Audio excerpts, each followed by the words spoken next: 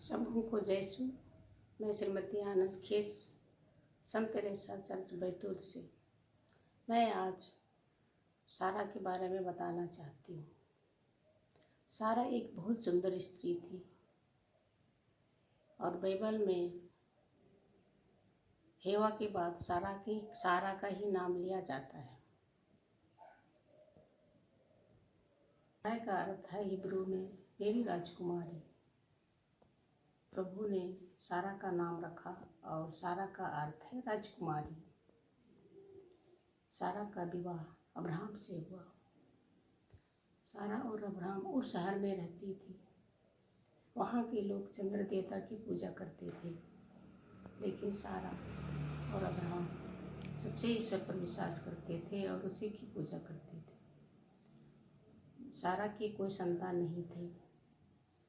उन्हें समाज में कई मुश्किलों का सामना करना पड़ा, जो एक आप स्त्री को होती है। उत्पत्ति ग्रंथ अध्याय 17 से 19 में लिखा गया है कि क्या सारा 90 वर्ष में पुत्र प्रसव कर सकती है? ईश्वर ने उत्तर दिया, तुम्हारी पत्नी सारा पुत्र प्रसव करेगी और उसका नाम इसहाक रखोगी। इस प्रकार से ईश्वर का वचन पूरा हुआ। उत्पत्ति ग्रंथ अध्याय 21:2 में लिखा गया है कि अध्याय 21:2 में ईश्वर ने अपनी प्रतिज्ञा पूर्ण की और निश्चित समय में इब्राहिम के द्वारा सारा गर्भवती हुई और एक पुत्र प्रसव की, जिसका नाम इसहाक रखा गया। इस प्रकार से उनका जीवन चल रहा था और आगे का जीवन भी ऐसा ही चलता रहा।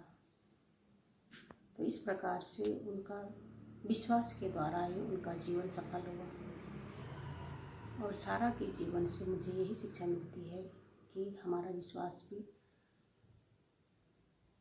पूर्ण रूप से होना चाहिए और सबसे पहले अपने जीवन में ईश्वर पर ही भरोसा रखना चाहिए और पहला स्थान ईश्वर को देना चाहिए, तभी हमारा जीवन पूर्ण होगा।